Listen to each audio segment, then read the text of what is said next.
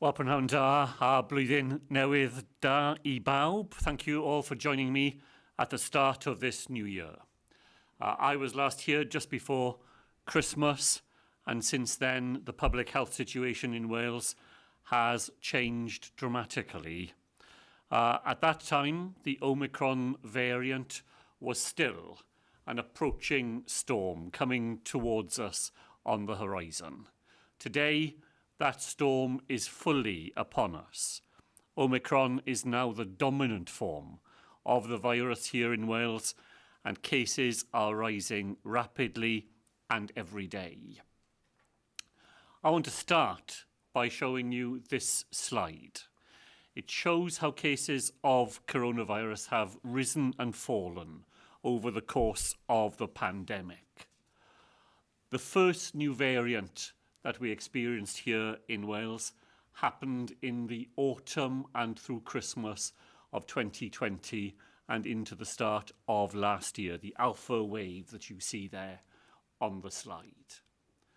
Then, over the autumn of last year, we experienced the delta wave, and you see on the slide how after a calm summer we saw another rise as the delta wave came upon us. But the Omicron wave, with that sharply rising, practically vertical line at the end of the graph, is something else again. Cases are far higher now than they were at the peak of all previous waves. Now, the next slide shows you how the modelling that we've had done for us here in Wales shows how the Omicron wave is expected to behave. The blue line shows how cases are predicted to grow over the coming weeks. The black line shows the actual confirmed cases. And as you can see, the actual cases are following very closely the predicted wave. And what the wave shows is the speed at which the Omicron wave will break over us, and then how cases decline at a relatively rapid rate as well. Now, we haven't reached the peak of that wave as yet. It could be within the next 10 to 14 days that we will get to the top of the wave, and then hopefully we will see the numbers reducing again here in Wales. Now, the latest figures show that there are more than 2,300 cases per 100,000 people across Wales. Cases are highest amongst 20 to 39-year-olds, but we are also now seeing rises in older age groups as community transmission increases rapidly. And as I say, while the figures are clearly concerning, they are in line with what the modelling forecasts told us we had to expect. Omicron is a very infectious form of coronavirus. It moves quickly from person to person wherever we are in close contact with one another, and for this virus, every close contact is an opportunity for it to spread. As we see those cases rising rapidly in the community, the number of people being admitted to hospital with coronavirus is also on the rise. The latest figures show that there are now a total of 994, just under 1,000, COVID-19 patients in our hospitals in Wales, and that is a 43% increase on a single week. And that number is the highest we have seen in Welsh hospitals since March of last year. There are now around 40 people so ill in hospital that they have to receive critical care. And the majority of those people are people who have not been vaccinated. And very sadly, since just the start of this year, Public Health Wales has reported 38 new deaths from coronavirus. And as we have so often in these press conferences, just want to pause a moment to remember that that figure of 38 is not just a number. All of those are people. All of those are people with friends, with families. All of those are families who will no longer have those people in their midst. Now, Omicron is putting significant pressure on the NHS at the busiest time of the year, not just through rising hospital admissions, but because coronavirus is adding to staff absences in our vital public services. The NHS workforce that has worked so hard throughout the pandemic is certainly not immune to coronavirus. The latest figures suggest staff absences from illness and isolation across the Welsh NHS is 8.3%, but as high as 16.5% in some NHS organisations. And we're already seeing the consequences of these high rates. Some planned procedures and treatments are being postponed, and some health boards are asking people only to come to accident and emergency departments if they are facing life-threatening emergencies. Now, we can all help the NHS by choosing the right healthcare for our needs.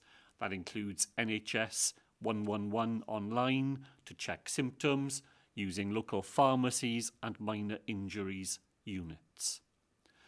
The impact of staff being out of the workplace is felt in other public services as well. Local authorities are putting contingency plans in place to redeploy staff to maintain essential services wherever they can. And schools have been using the extra planning days this week to prepare for the start of the term. And that includes putting in place extra protections to help keep pupils and staff safe. Now, the arrival of the Omicron wave and the rapidly changing public health circumstances means that we have moved to a weekly review cycle to keep a very close watch on this fast developing situation. We review the latest data and we look at the progression of the vaccination programme.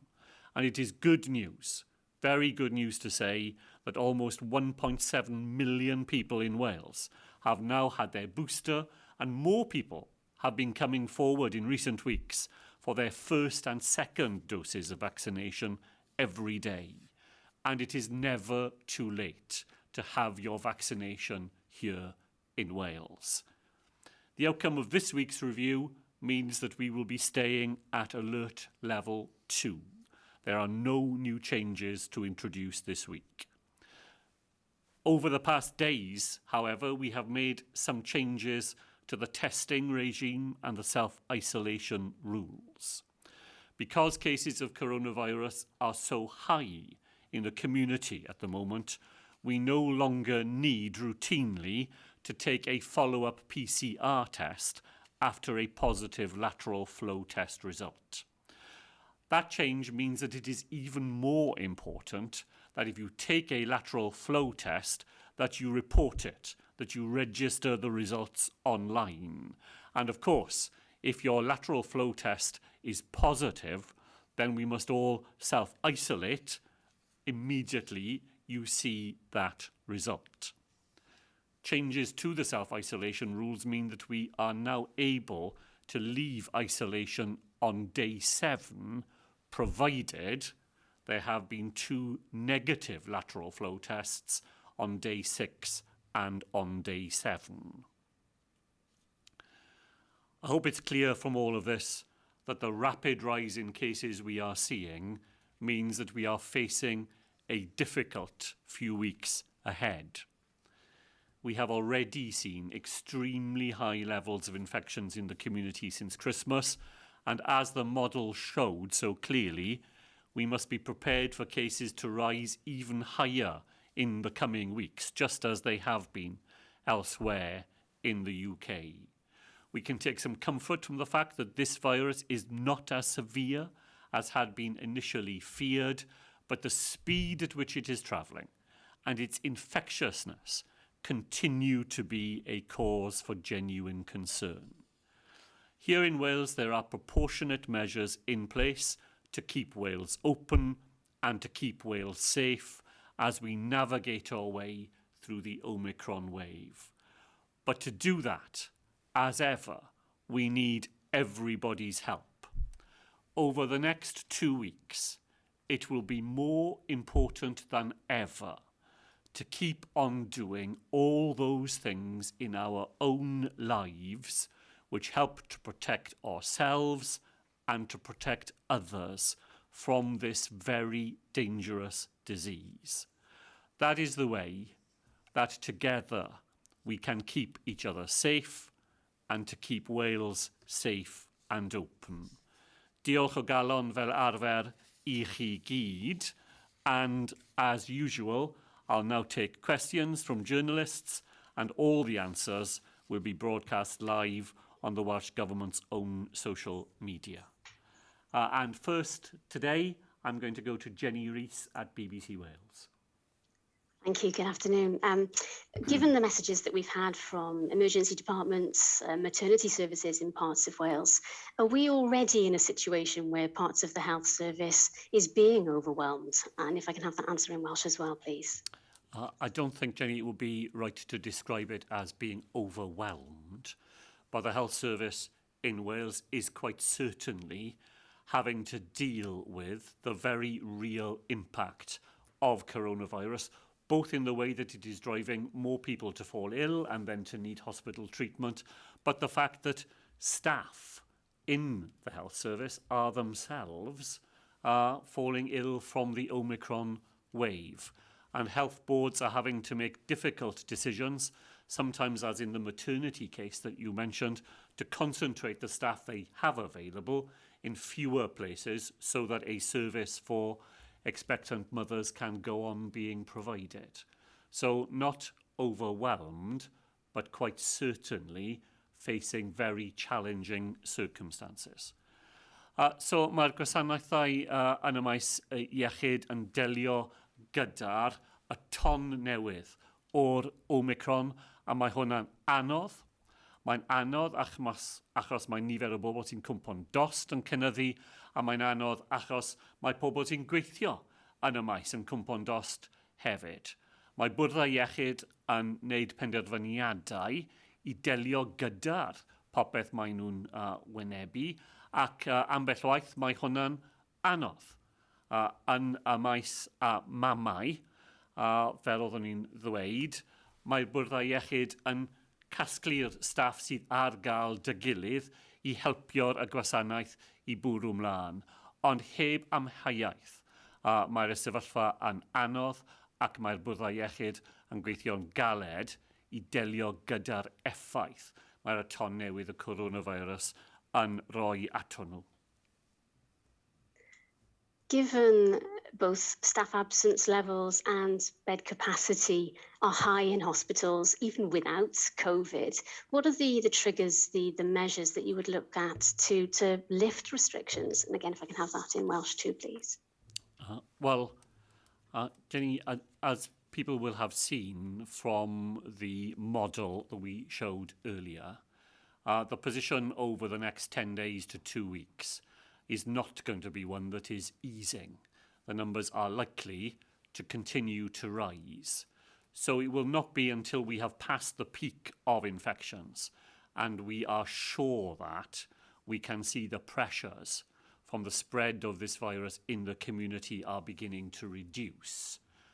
That will then take a while, as it always does, to feed through into reducing pressure on health services, hospital services, critical care services.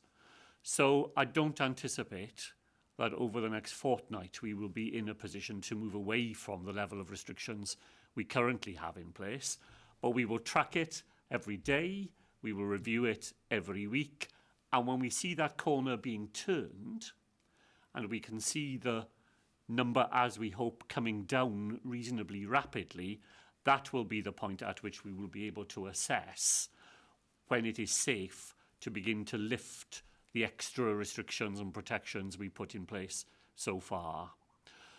So fel mae'r model wedi dangos, dros y pethefnos sydd I ddod, allwn ni ddim weld y nifer o bobl sy'n cwmpo'n dos yn dod I lawr. Mae'r nifer yn mynd I cynyddu, fel oedd y model yn dangos.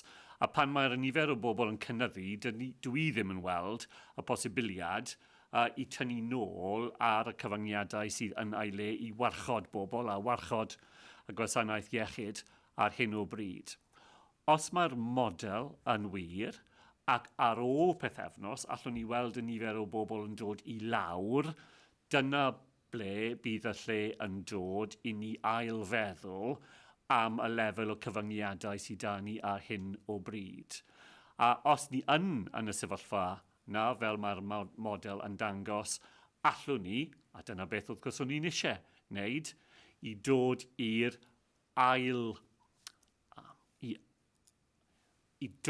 i'r ailfeddwl am y cyfyngiadau sydd yna ar hyn o bryd a weld y llwybr I codi nhw yn y dyfodol.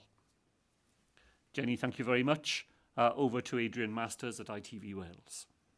Thank you, First Minister. And it's more on that topic, really. I understand that you're talking about restrictions generally, but over the next couple of weeks, could you see a change to the rules on gatherings outside, limits of gatherings outdoors for organisations, for events like parkrun particularly, and for all sports, so Six Nations, yes, and grassroots sport and parkrun, would they be looking at seeing perhaps an easing within, 2 weeks, next month, maybe even March? Well, Adrian, look, the principle that the Welsh Government will follow will be that as soon as we believe it is safe to begin to ease the current level of protections, then that is what we will do. We will want to do it at the earliest, safest opportunity, which is why we are continuing to look at the figures so closely and to review them each week. The facts of the matter are, as we've seen in that model, we cannot expect those numbers to turn the corner and begin to come down for the next 10 days to 2 weeks. In fact, we have to expect that those numbers will go on rising rapidly to the peak of the current wave. And in those circumstances, I don't think it is reasonable to expect that we would add to the risks that are clearly there in the community by allowing larger numbers of people to gather. But as soon as we see us moving into better territory and the wave passing and coming down, that will be the time at which we will look to lift some of those protections when it is safe to do so. But not before we can be confident that we've turned the corner and the tide of coronavirus is going out on us, not coming in. Thank you. And can I ask you a longer term question, really, which is what plan does the Welsh Government have to, this is a phrase that gets used a lot, live with coronavirus rather than going through a cycle of restrictions and easing restrictions? Well, I think if you look back over, the 9 months that followed April of last year, then we were, by and large, living with coronavirus.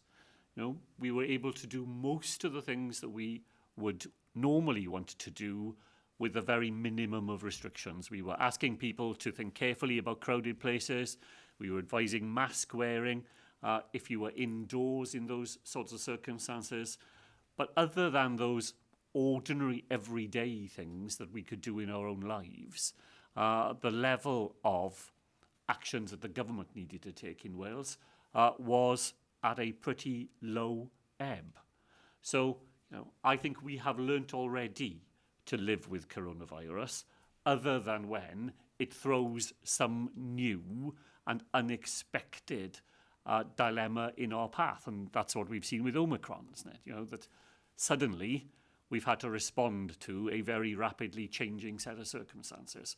My hope would be, as you saw on that graph, that if the numbers do come down as are predicted, as we get further into the early spring, so we will be able to return earlier this year than was possible last year to that minimum level of protection, where the simple things that we do will continue to be what is needed to manage a much, much reduced level of coronavirus. Now, but I have to always, add the caveat that that is if we don't see any new variant arise, any further unexpected twist in the long and difficult history of this global pandemic. If we can get back to where we were earlier last year, then I think we are broadly finding a way, as you said, to live with this condition. Adrian, thank you very much. To Bronwen Weatherby at PA. Prynawn da, First Minister. Why is Wales continuing with these restrictions when neighbouring countries such as England aren't? What is the justification for this? And is it political posturing, as Tory MPs described it yesterday?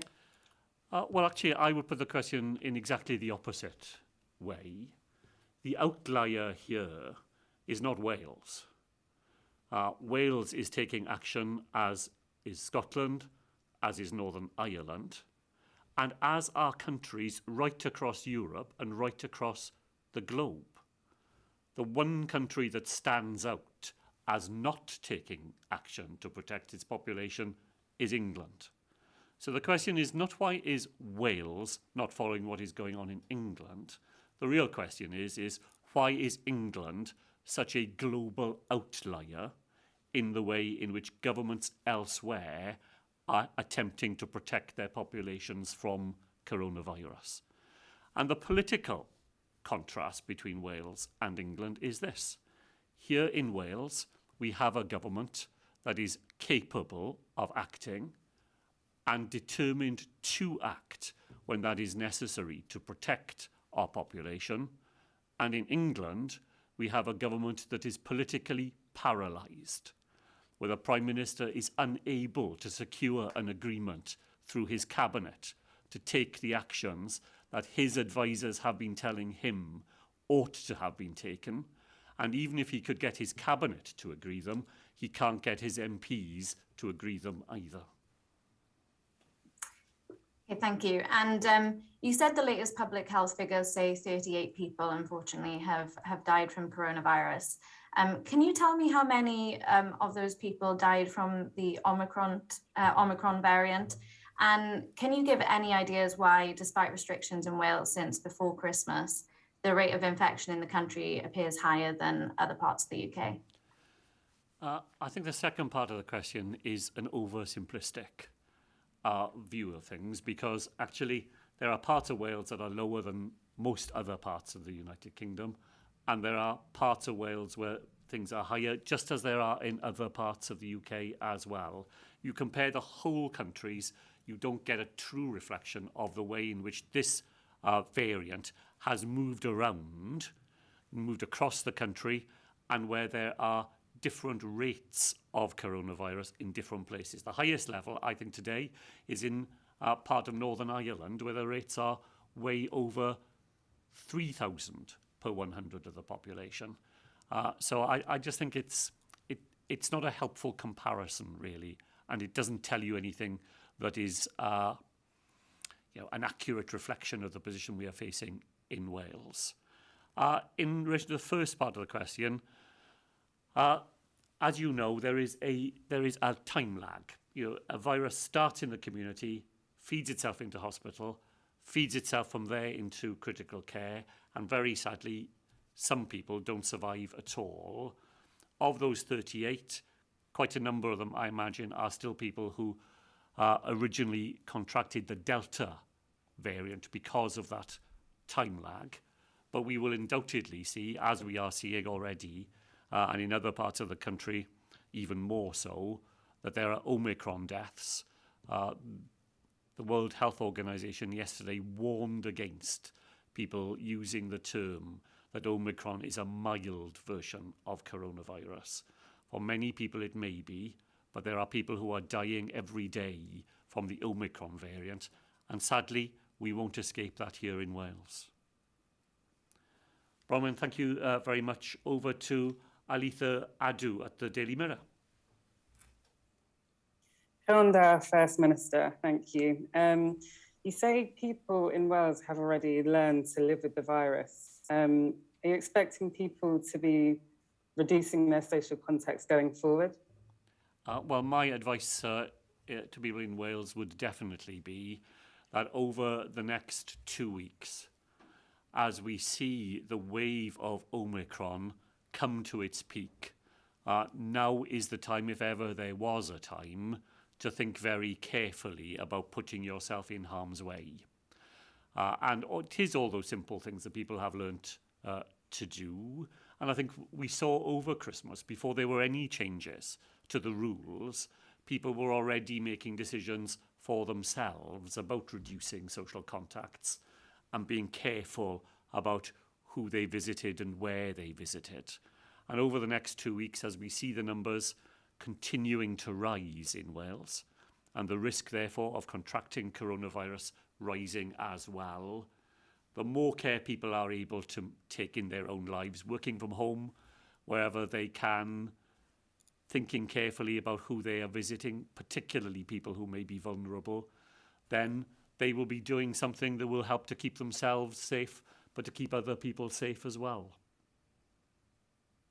Thank you. And you accuse Prime Minister Boris Johnson of being politically paralysed. How many people are you willing to watch catch COVID or essentially become seriously ill with COVID before you decide that tougher restrictions are needed? I mean, you showed in the model over the next few weeks, you're expecting a high peak in cases. Well, look, we don't easily contemplate anybody falling ill, and certainly not people falling ill to the extent that they need to be in hospital, both because of the impact that has on them and their families, but also because we know that other harms are also faced by people who then aren't able to get the treatments in hospital that were planned for them too. So we don't have any figure in mind that we easily contemplate. We took a series of actions before Christmas that were in our own hands as a Welsh Government, that we could afford to assist businesses with the consequences of those actions. Beyond that, it is very difficult indeed for us to go. We simply do not have the financial firepower to do the things that would be required were there to be even more significant protections put in place. For that, you need a UK government that is prepared to make the difficult decisions, prepared to act on behalf of the whole United Kingdom through its treasury function. And I'm afraid, despite repeated efforts, not just by me, but by the First Ministers of Northern Ireland and Scotland as well, to persuade the UK government to act in that responsible way, we've not received the sort of answer that I think we were entitled to expect. Thank you very much indeed. Let's go over to Andy Davis at Channel 4. Thank you. First Minister, in December, your technical advisory group told you that alert level 2 interventions, such as some of the ones that are in place currently, if used in isolation, would likely only have relatively little effect over the course of this Omicron wave. How much of an impact are these measures actually having? Are you confident they're making enough of a difference to offset the other very clear harms being caused to businesses, sports clubs, among others? Well, it's always a balance, Andy, and a very difficult balance. Our view as a cabinet was that taking level 2 restrictions would have a genuine impact in slowing down the spread of the Omicron wave and flattening it so that our health service and care services would be better able to cope with the impact of it. It was never our expectation that it could eliminate the impact. It was about making it more manageable and doing it in a way that put in the balance all those other harms that come with even more significant restrictions. harms to people in terms of people's mental health, harm to businesses in terms of businesses' ability to trade. So when you take all of those things together and you try and balance them out, our conclusion was that level 2 restrictions would have a positive impact on our ability to manage the Omicron wave, but would also have a more moderate impact on the other harms that we know we have to try to take into account. And on that point, how concerned are you about what you're hearing about the financial impact these restrictions are having on businesses, particularly in the hospitality sector? Do you anticipate jobs being lost? Well, look, I have a huge sympathy for people who work in the hospitality sector and in other sectors that are affected by coronavirus. And, you know, those businesses were being affected not by the actions of government, but by the fact that people were making decisions for themselves well before we introduced level 2 restrictions, because they could see the way in which the numbers were rising, and people act more cautiously in those circumstances. So the impact on the sector has been real. We have put £120 million of Welsh Government money on the table for the month of January and into the start of February. Cheques will start going to businesses from the week of the 10th of January, and more help then to follow. I know those businesses would rather be earning money by trading in the normal way rather than relying on the help that government can provide. But in the round, we feel we've got the best balance we can strike.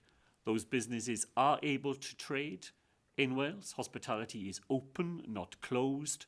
They open in circumstances where people know that every step that can be taken has been taken to make those settings COVID secure. So you can go out with confidence if you choose to do that.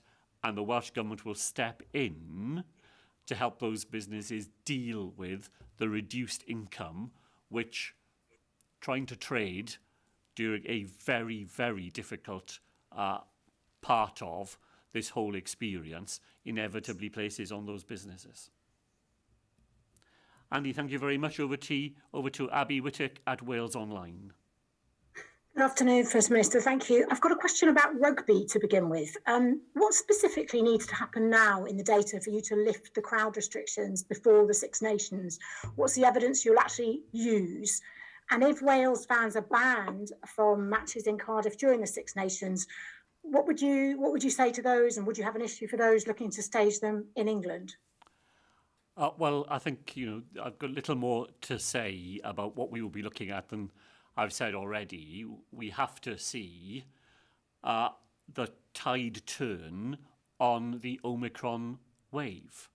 We have to manage our way through the very difficult weeks that follow while numbers are still rising.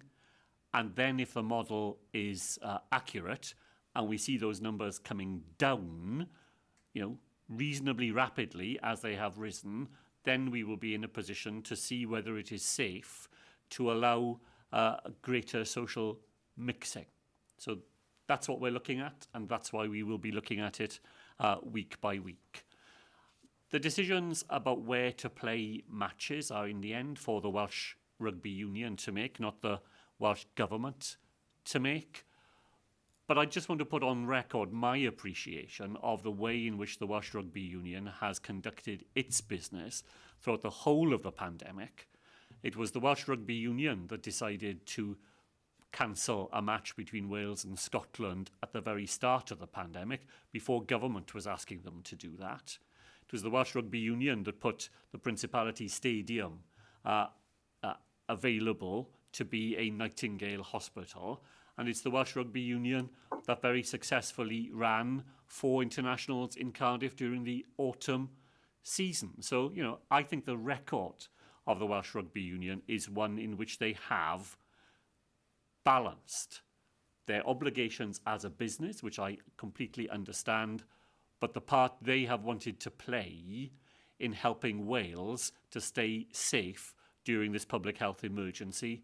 And in our discussions with them, which happen all the time, I'm sure that they will continue to try to strike that balance in the best possible way. Thank you.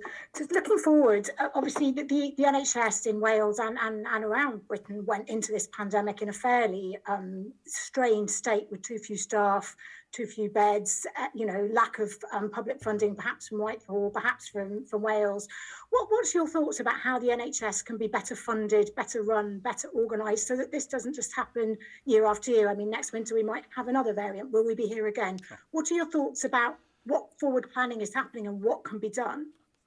Well, look, I think it's no doubt at all that this public health emergency hit the health service across the United Kingdom at a time when it was still dealing with the consequences of 10 years of austerity. 10 years from 2010 onwards, in which budgets for public services across the United Kingdom were cut year after year. The budget that the Welsh Government will have available to us next year will still, in real terms, be lower than it was more than a decade ago. And if you have a government at Westminster that, as a matter of deliberate policy, decides not to invest in public services, then it's inescapable that those services are not as resilient as you would want them to be when they then have to face an emergency. So what we need to have is we need to have a government at the UK level that is prepared to offer the sustained investment that our health service needs. Sustained investment in the equipment, in the physical fabric of the NHS, but willing to invest in staff as well. Here in the Welsh Government, we have, in each of the last 7 years, increased significantly the share of the budget we have for the NHS that goes into training the workforce of the future. So we will have more doctors, more nurses, more physiotherapists, occupational therapists, all the people we rely on coming out of training here in Wales to provide the resilient workforce that we will need in the future. But that is a choice that we are making. We're diverting money from other parts of the Welsh Government's budget to do that. We need a government at Westminster that is prepared to work with us on that, rather than, as we have had over that decade, a government that, as a matter of deliberate policy, has cut the funding available for public services year after year after year. Abby, thank you very much indeed. Over to Dan Wilson at LBC. Thank you, First Minister. Good afternoon. I just want to come back to the question about the Six Nations. I know you said then that the decision on where they are played is down to the Welsh Rugby Union, but surely, as I'm assuming a proud Welshman, it would be a crying shame to see Wales's home games go over the border. And surely there are mitigating circumstances where those games could be played safely here, i.e. reduced capacity or even staggered entry and exit times. Look, all of those points I think are absolutely true. There are ways in which we have learnt over the pandemic to make major events organised in safer ways. It's always been the case that the risks in major events are less at the event itself, particularly when those events are well run, as certainly the autumn internationals were. It is how people travel to the stadium. It is how people gather around the stadium. It is how people behave, not at the game, but around the game. So there are further measures that could be adopted that would help to mitigate those risks. And of course, we would all far prefer to be in a position where the Six Nations could go ahead with people watching the game here in Wales. That is not a matter of dispute between anybody. The issue that is under the microscope is whether we can do that safely, whether the number of people falling ill with the virus is so high that adding further to that risk simply would not be a responsible thing to do. We won't know that. I know it's really difficult when you're organising a major event and you're under the pressure of time, but we won't know that for the next couple of weeks. But we will be watching that very carefully. And as I said, as soon as we can make a decision, we will make a decision, but the decision will be made on the grounds of public safety and public health safety. In the end, that has to be the top consideration for the government. Thank you. And just on that point then, you said obviously the risk is around people's behaviour outside of those settings. So when it comes to things like parkrun, you know, there is not really any evidence, given the numbers that participate in it, that people flock onto buses, that buses are packed, that pubs and restaurants are packed either side of that. So where is the sense in banning things like parkrun, which are nowhere near the sort of numbers we see as at the rugby? And does that honestly outweigh the benefits that it brings to people's mental and physical health? Well, parkruns are not banned. Parkruns can take place within the numbers that the rules allow. You know, 50 people can take part as participants in an event, and 50 more people can be there to help with the organisation of those events. You know, some organisations are able and willing to operate within those rules, and other organisations choose not to. I myself have been watching very carefully as I've been going back and forth to my allotment over the break, watching people going running in the large central park in Cardiff. And you know, there's no doubt at all, people are doing it for themselves. People are getting together in modest numbers, going out running, getting the mental health benefit that comes with it. And, you know, as I say, 50 people can do that together in Wales, and 50 more people can be there to help with the organisation of it. The idea that things are banned in Wales, I just don't think it is a fair description of what is possible and what many people are managing to do within the rules as they are. Dan, thank you very much. Over to Carl Roberts at BBC Sport. Prif Weinidog, I noted earlier you described England as a global outlier in his decision not to introduce any restrictions to limit the spread of COVID. And I know also that you did pay tribute to the WRU for the work that they've done previously. But what do you make of the news that they are considering staging games in England? Do you think if they can't do that in Wales, the decision to move it to England would be a responsible thing to do? Well, look, I make no criticism of the WRU for exploring all the options that are available to them. They are a business, and, you know, as a responsible business, it seems to me that they are bound to look at all the different possibilities that are there in front of them. Whether they will choose to go ahead and play games elsewhere, with the undoubted risks that that would bring, were we to be still in the eye of the storm of coronavirus, I think is, you know, a very debatable question. But whether I have any problem with them looking at the options that they have available to them, no, I don't. I think that is, you know, that is perfectly legitimate for them as a multi-million-pound organisation that has to think of its business as well as its sporting interests. I know a lot of the focus has been around rugby, but before Wales are due to play their first game in the Six Nations, wherever that might be, I think Cardiff City, Swansea, Newport County, Wrexham have got at least 3 home games, which fans at the moment won't be able to attend, but they will be able to go to away games. I think there were 3,000 Cardiff fans at West Bromwich Albion, 2,000 Wrexham fans at Notts County. Would you rather fans weren't travelling away to games? Look, I've been asked many questions over recent weeks about do I think people should do this? Do I think people should do that? And it's not for the government to micromanage the individual decisions that each one of us has to make in our own lives. But what the my position and that of the Welsh Government is this, is what we ask people to do, is to think carefully and consciously about the decisions that they are making. And if they do choose to travel elsewhere, to do it in a way that maximises the chances that they will be keeping themselves and other people safe. And for some people, the conclusion will be that the safest way is not to travel at all. So, it's not for me to tell people you should do this or you should do that. The basic advice is this.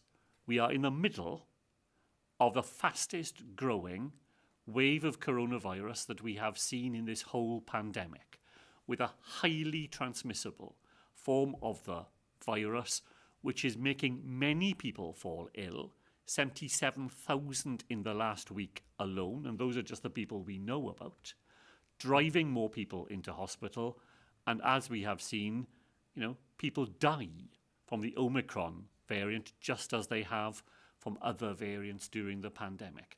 That is the context within which people make their individual decisions. And the advice of the Welsh Government is to think hard, think carefully, and do the most you can to keep yourself and other people safe. Carl, diolch yn fawr. Over to Rupert Evelyn at ITV National. Thank you very much, First Minister. Can I just ask, you chose to be, I think, quite overtly political about England's status as what you described as a global outlier right now.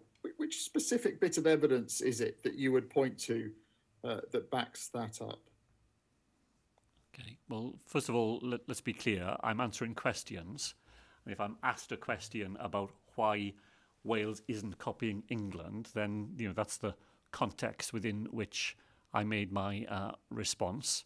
I think it's very easy indeed to see that while in other parts of the world, governments are taking action to restrict the number of people who are able to gather, to go far beyond the sort of measures that we have seen here in Wales, in other places.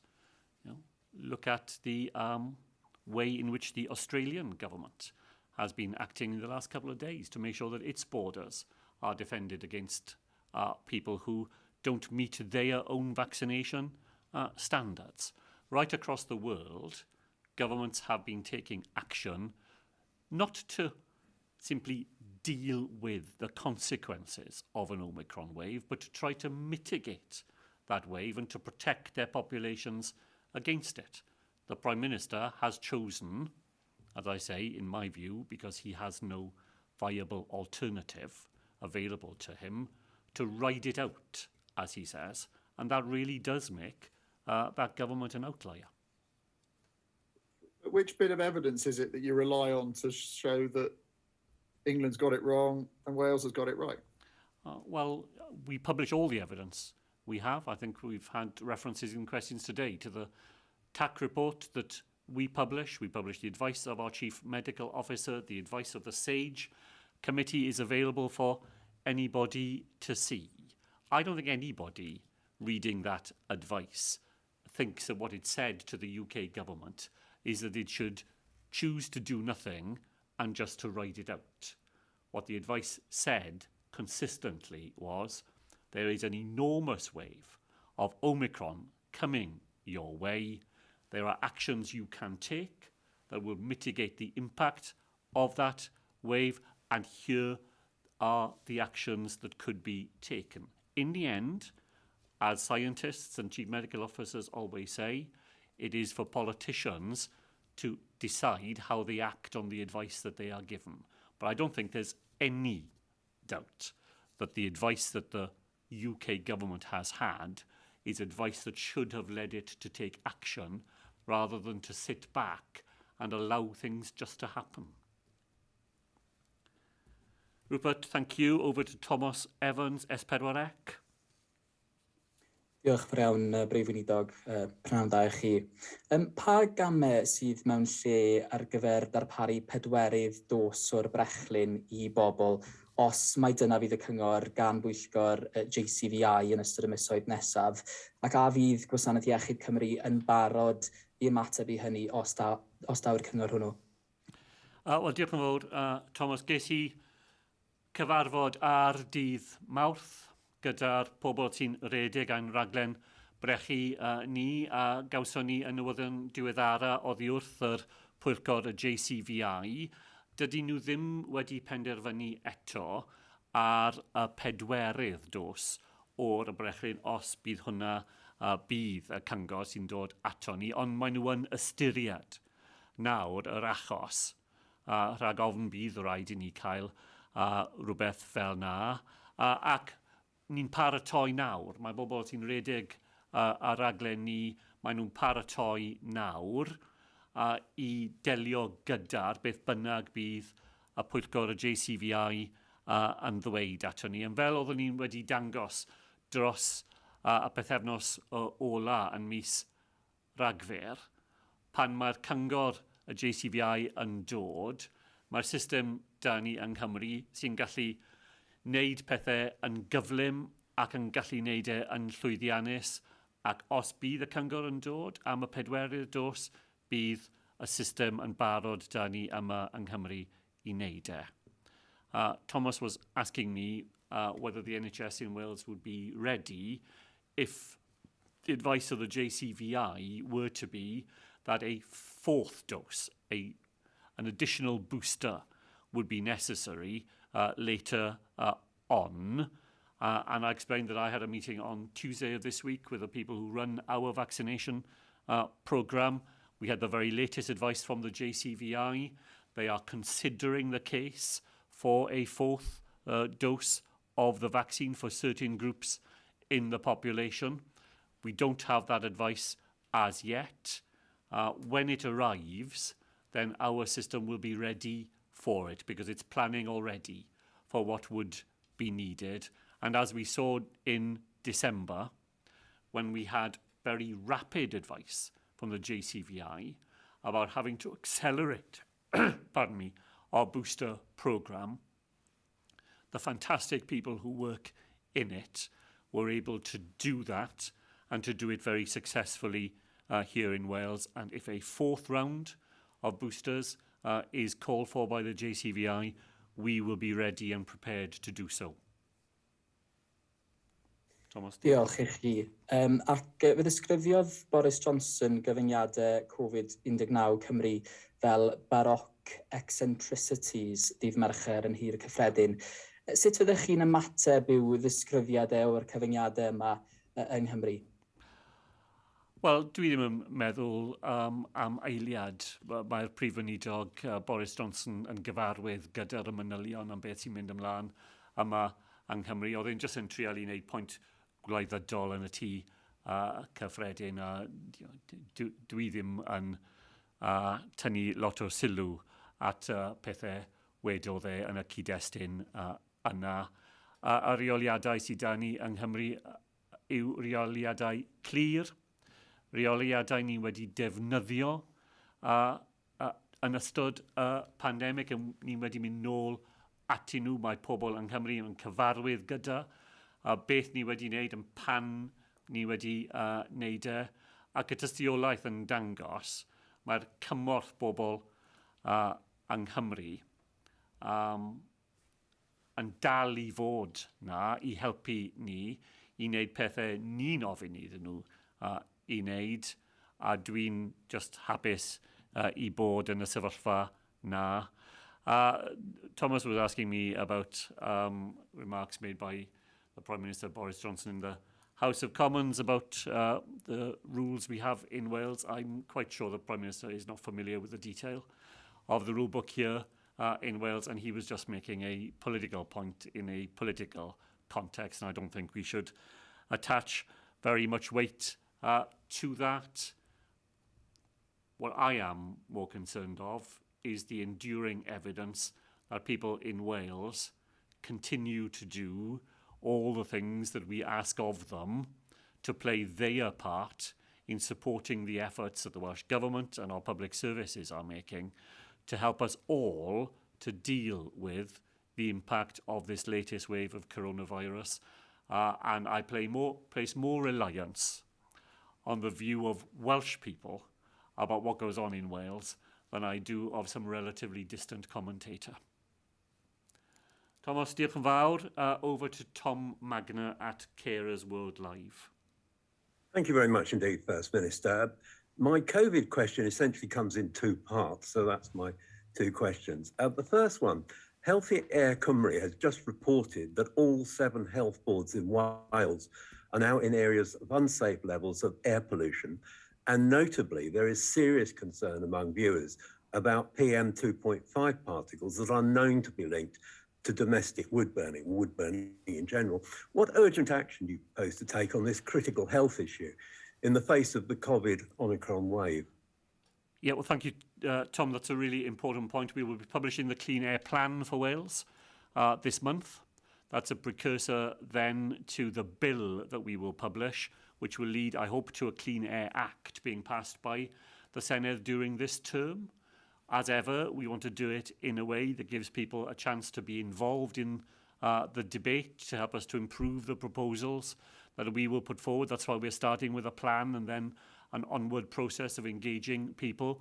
Wood burning is a very significant issue in some parts of Wales. I happen to know it because it's a part of my own constituency, where I have regular reports from people about the impact of wood burning on their own health, because particles get trapped in a steep-sided valley and can't disperse, and our plan or health or plan for better air quality in Wales will certainly take account of the impact of wood burning, as we've seen the Mayor of London acting in the London context to deal with it as well. Thank you. It's good. Our audience will be pleased to hear that you've got some knowledge from your constituents of this issue. At times, and I'm not saying you, but at times people commentating on this or discussing and debating this say that it's really a fuel poverty issue. But in fact, if you look into it on a wider basis, it appears more likely to be a lifestyle choice fueled by the stove and property industries. In the light of that, is it not possible to take immediate action before an act, particularly for those who are very vulnerable at the moment, who are perhaps trapped at home by the massive Omicron peak that's still rising? Thank you. Okay, well, thank you, Tom. Look, I think those are important points. I don't dismiss the fuel poverty debate. It's a very real one, and with the very rapid rise we are seeing in fuel prices, the issue of fuel poverty in Wales is going to become an even more acute one, and I know will affect many of the people that you and carers organisations represent. I think for other people, you are right, though. It is a choice that people make, and often people made the choice thinking that they were making a positive contribution. They weren't going to burn coal, they were going to burn something that they thought would be more friendly from a global warming perspective.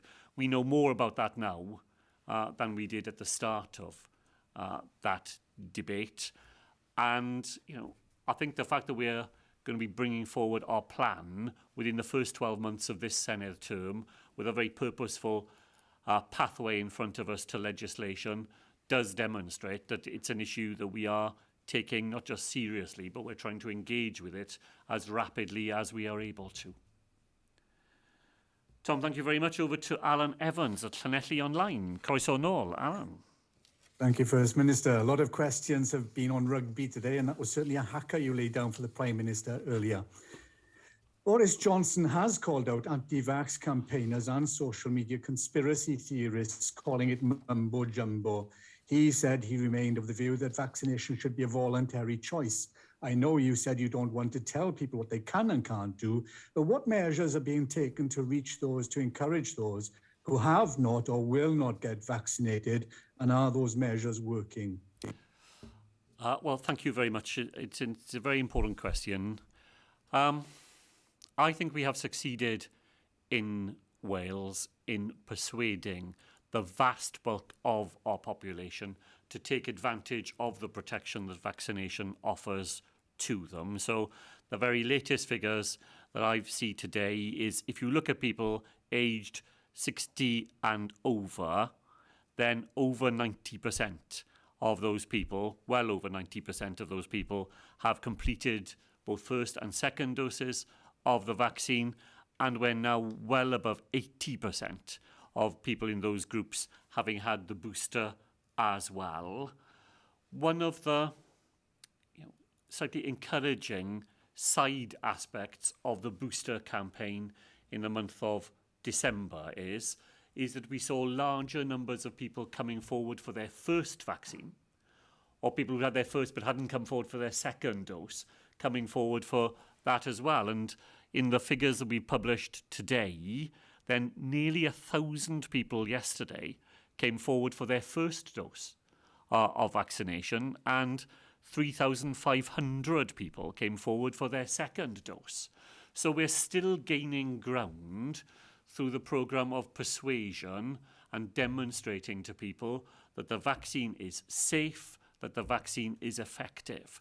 And while we're still gaining ground in that way, frustrating as it is for people who've done everything they can to see other people not playing their part, I think on this issue, I agree with the Prime Minister that doing it by voluntary means is better than pursuing the course of action that some countries in Europe have, which has been a good deal more hardline. You're on record as saying that there are some estimates that suggest that during the coming wave, half of the population of the United Kingdom will fall ill with coronavirus. Critically, you mentioned the percentages of the NHS workers who are ill. The slide you showed earlier, a peak between January and March. Does the Welsh Government have a detailed contingency plan to deal with the worst case scenario during the peak? GPs, for instance, are in short demand in Wales anyway. What would the main priority area be for substituting existing staff, and where would those extra people come from? Well, I think you're right. You describe exactly the strategy that will be taken by our public services. So our local authorities, for example, I know some of them are withdrawing some people who would work in leisure centres in order to do jobs that are more urgently necessary when people are falling ill because of the Omicron wave. And the health service is responding in just that way. There was a question, you'll have heard it earlier, Alan, about the fact that in one particular health board, where maternity services were spread in 4 different hospitals, and they've had significant illnesses amongst midwives and other people who work in that field, what they've done is to consolidate the service onto a smaller number of sites in order to use the staff they have to the best effect. And it's those sort of practical measures that all our public services have been working on. We, of course, have been working alongside them. I chaired the Resilience Forum for Wales myself prior to Christmas in order to make sure we had the best possible information from right across our public services, including non-devolved services like the police. And those practical actions, you cover the most urgent things first. And if that means you've got to pull back on some of the things that are still important but not as urgent, that's what we will have to do during what I hope will be, a short period when the difficulties are at their most intense. Diolch yn fawr. And finally, today, over to Harry Hansen at That's TV South Wales. Thank you. Good afternoon, First Minister. This morning, I spoke to the CEO of the Creative Hospitality Group, who run a number of large nightclubs in South Wales.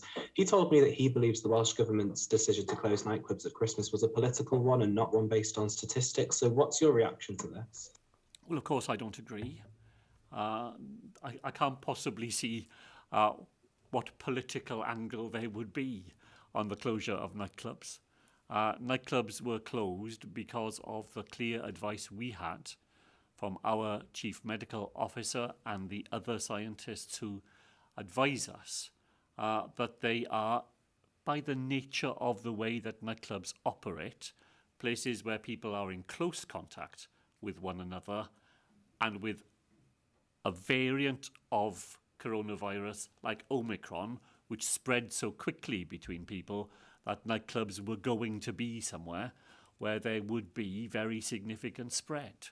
And therefore that we should, for the shortest time that is necessary, have to close them down. And it was entirely on that basis and no other that the decision was taken. Thank you. And based on that, he's now kind of asking the Welsh Government to provide evidence that the late night economy sector is spreading the new variant of the virus more so than other sectors. So is this evidence that the Welsh Government will be prepared to provide? Look, the evidence is there, Harry.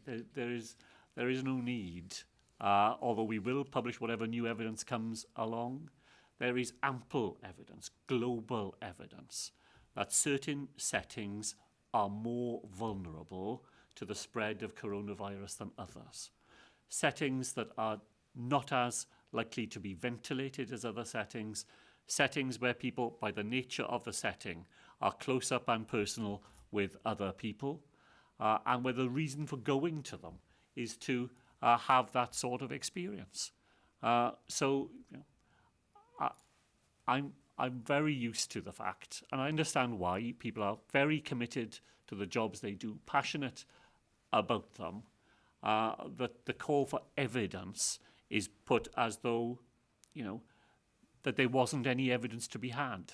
Actually, the opposite is the case. There is ample evidence already out there, published not just here in the United Kingdom, but across the world, that leads to the decision, not just in Wales, but in many, many other parts of Europe, that when you do have to introduce restrictions, it's those high-risk areas that you have to tackle first.